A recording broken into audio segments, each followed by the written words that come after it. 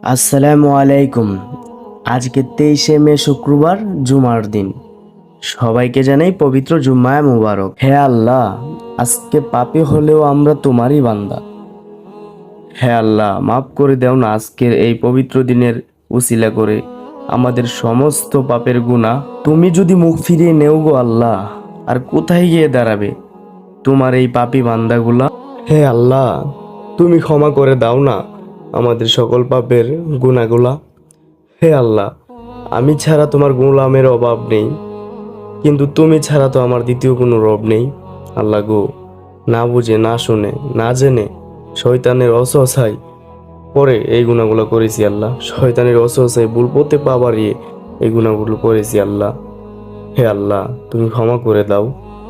হে আল্লাহ, হে মহান পাক রাব্বুল আলামিন, তুমি দয়া করে গুণাগুলো ক্ষমা করে দাও না গো আল্লাহ।